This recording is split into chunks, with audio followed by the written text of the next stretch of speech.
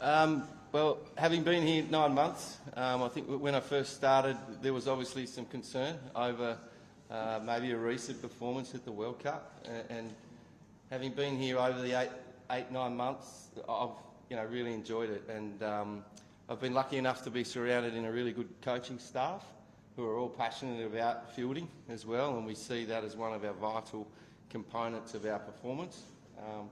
I think our catch percentage of late is up there with the best 2 or 3 in the world. So, I couldn't be happier about the way that the boys are committing, both on and off the field at the moment, and it's great to be taking some confidence into this last game. Shane, actually, we see the conditions right now when the lights are a bit low, then there will be difficult for the players to adopt the catchability. The success rate goes down. Especially we see the floodlights in Bangladesh a bit low as compared to other things. So how you adjust to the conditions while you adjust to the players? Well said. Obviously, being the home team, having fielded on that ground more than any other team, probably gives us a slight advantage. I suppose trying to get into position quickly, especially in the outfield, is important. I don't think there's any art. If the ball goes into the lights and you're in a position where you've just got to hold your base and hope that at some point it appears out of the light and you're in a decent position based on what you've seen from the ball off the bat, then you give yourself the best chance. And, we've really gone hard across the team of being in a ready position, a split-set position at bat-ball contact, which the boys have bought into really well, both in the ring and in the outfield, especially in white ball cricket. So at the moment, we've dropped a couple of high balls under lights, under pressure, but overall there's a lot more to fielding, I believe, than just catching a high ball that goes into the sky. And I think the pressure that we're creating as a group in the ring, with our ground fielding, our consistent throwing back to the keeper, finishing the play and achieving some of our goals that we've set ourselves as a team to do, has been of high quality. Shane, this is a very different period of Bangladesh as you're saying. You're here before. Yep. Most of these players are really young. How has that changed your view of Bangladesh over the last 6 months? Not a lot has changed. I love my experience here back in 2006 to 2008. Bangladesh Cricket have given me an awesome opportunity to work through the academy with the A team and with the national team, 15 odd years ago. And it was great back then to see, the likes of Mahmudullah Riyad, Mushi and these guys debut, and now working with them at the end of the career. It's, again, I'm very grateful to be a part of it. And I think that they're surrounded in a really good, positive group of young players at the moment. And as the senior players, their leadership skills across, whether they're captain or, we know we've got a good base of 4 or 5 senior players here. They've been excellent in terms of nurturing new players into the squad, so we couldn't ask more of them. When you're back, even at that time, there was a lot of focus on one-day cricket. They did well in the 7 World Cup. Yep. It hasn't changed that much. Do you think it's got better now, the focus on cricket? I think in general the country tends to enjoy 2020 and white ball cricket a little bit more. We've had a lot of success, as we know, at home in ODI cricket. I think it's obviously challenged to play Test cricket, especially here in Chittagong. It was Chittagong when I was here 15 years ago. But I think the attitude overall it has genuinely improved. I think that obviously the players over the last 15 years have been exposed to some good coaching, and it's great to see some guys now that have been selected consistently, having played 10 to 15 games and have experienced some failure, which is where we learn. And we're starting to, I suppose, over the last couple of matches especially, build some momentum and some confidence as a group. So.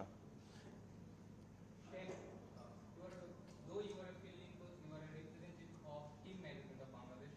I have a question of Mushfiqur Rahim. In the last 8 ODI innings, he scored just a 50. How's the conversation between team management and Mushfiq at now? I think that Mushfiq's, he's had a long career and he's a valuable player. His role, from what we see, is for him to bat through the innings and take the innings deep. Now, even though he didn't score heavily the other day, he took the game deeper with Riyadh, even though maybe we got behind the run rate a little bit and put some pressure back on ourselves. But the longer we take the game, and Mushfiq is one of those players along with Riyadh, the deeper we can take the game, the more likely we are to put some pressure back on our opposition, which we did, and then they make the mistake rather than us making the mistakes during those final overs. So I think Mushfiq is a versatile player in all three formats. Obviously, he's retired now from 2020 cricket, but I mean, you couldn't ask more from a senior player in terms of his preparation, the way he goes about the game, his understanding of the game, both in one-day and Test cricket. So I'm not privy to the conversations between selectors and the captain to Mushfiq, but from what I'm seeing, you know, we couldn't be happier with his work ethic. When you win the series, when do you think that the job is done? So the intensity level sometimes drops a bit. So how do you see how is the mood of the captain? How do you see those players? Is it a bonus or you feel there's a lot more to achieve? Sorry, can you repeat that? Yeah. Sometimes when you win the series, yep, and maybe you think that the job is done. So the intensity level sometimes drops a bit. So how's the mood of the captain? The job's never done. And we know as a team that has had some success and some losses over the last year or two, that there's never an international match that we take lightly. You know, we've spoken about having left game one behind, then won game two. We've already spoken about now that game's gone. This country's never beaten India 3-0, and that's a massive, massive goal for us as a unit. And again, when you've got confidence, you know, and if we don't win 3-0, we pride ourselves on being really hard to beat as a unit, because I think that's what we've been over the last little while. We've come close in New Zealand to a couple of games against Pakistan. You know, we came close at the World Cup to potentially getting into a semi-final that probably was unexpected. So we've been competitive, you know what I mean? And that art of being hard to beat means that we're under pressure situations more often than not. Whether we win them, whether we lose them, we learn from them. And I know that, you know, after the series win the other night, that the boys have still got one eye on one more win here in this one-day series. Going back to your first day here, Mushi and others, they were in their early days. So did you follow them after you going back from here? And over the years they have grown in stature. So how it feels to be here and get with them? Yeah, I followed them a little bit. Obviously, when I left here, I had other roles in other positions, whether it be in Australia or Sri Lanka. So obviously I'm heavily invested in the team that I'm with at the time. But it's always nice having friendships and relationships with senior players that you worked with a long time ago. And it's made the transition of me coming back into this team a lot easier. And I've loved to watch them grow. You know, you look at the statistically, Tamim, Shakib, Mushfiq, Mohammed Al Riyadh, you know, they're the best players this country's ever produced now, and statistically that's a fact. So to have the opportunity again to come back and work with them towards the back end of their careers, for me, really humbling and grateful to be able to be back. Though we have won both the games, do you think that the top order is in focus in this game, because the wicket here tend to produce a lot of runs? The top order needs to be more focused? Definitely. No question asked. And I think that, again, that's been probably a common concern for us. This wicket, I think, is probably going to be a better wicket. We're probably going to get more value for shots. It's going to be a bit more consistent, probably especially with the bounce. And we pride ourselves, and our KPIs from a batting point of view is to try and have one of our top 5 batters in at the 40th over, trying to take that game as deep as we can. So it'll be important. You know, we've got some guys scoring 12, you know, and getting through that tough patch of 20 balls, which is obviously the hardest time to bat. So we've got guys doing that. It's the next step now of taking that 20 balls into that, you know, 50, 100 balls in that match-winning innings, and someone from the top 5 doing it.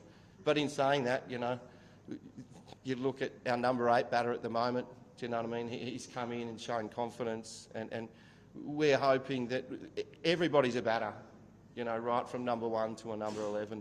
Yeah, the responsibility lies with the top 5 or 6, but we're a team. And if that means our number 8, and as Master Fish showed the other night, our number 11 gets us over the line, to me that's the culture that we want to create, that we can win from any position with any player.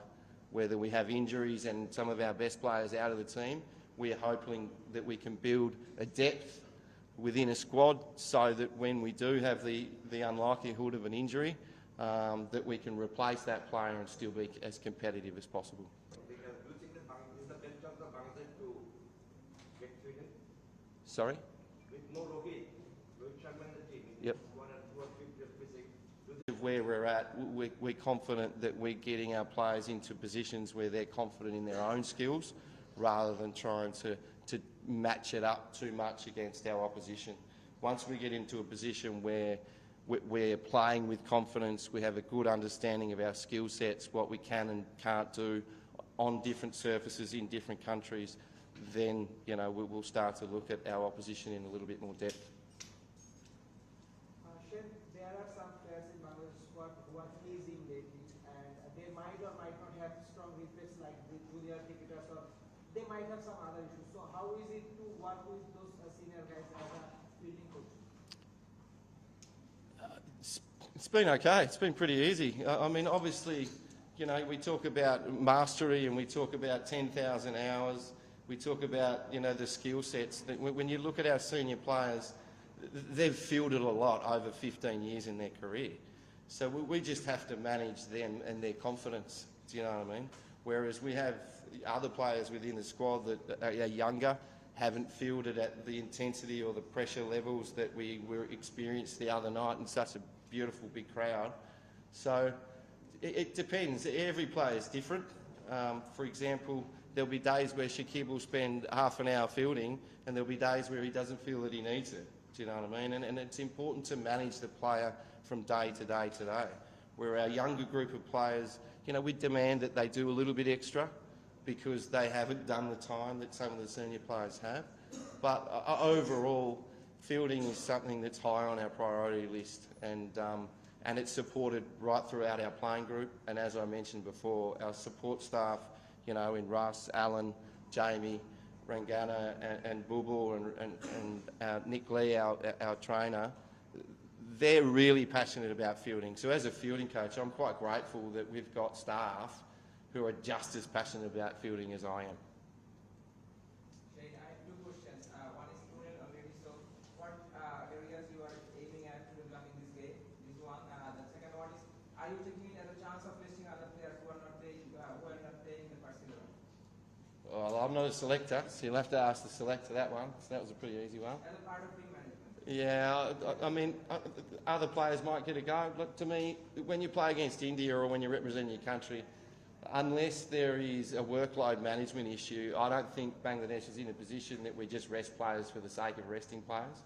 We're not in the habit of winning consistently enough at the moment to have the luxury to be able to leave good players out. So to me, if you're fit and available for selection, we'll be looking to pick our best team as often as possible and to win as many games as we can.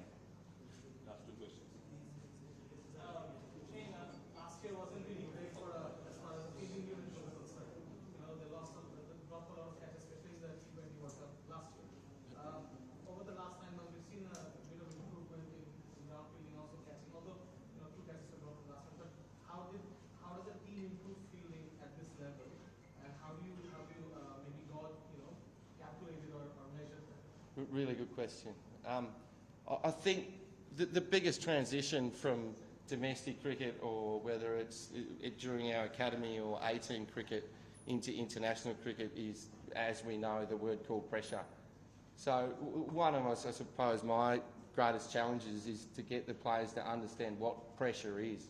And essentially that is, in my opinion, the element of fear of failure or self-doubt in your ability to be able to do something.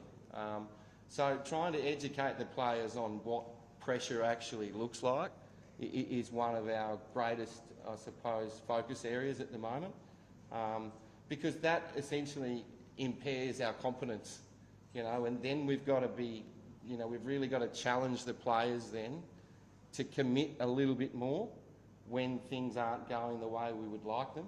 and we want them to be courageous. And as a coaching group, we're trying to take the pressure away from the players. You know, I've got a video ready to show the boys tomorrow about a number of drop catches that all teams across the world have dropped and still win matches. So one thing, catches win matches, but drop catches don't lose matches, and that's proven. So, we can change the way we think about it. And as I said, like before, I think that our boys at the moment, the more catches that we drop, the more failure that we go through, the more chance we have of learning. And at the moment, to me, their ability to bounce back after failure, from my point of view, has been outstanding. So you just spoke about the pressure. The two crucial catches were dropped at the dying moments of the last match. So do you feel that the pressure got of them, the situation, the crowd and everything? A bit of everything. KL Rahul dropped one as well, yeah?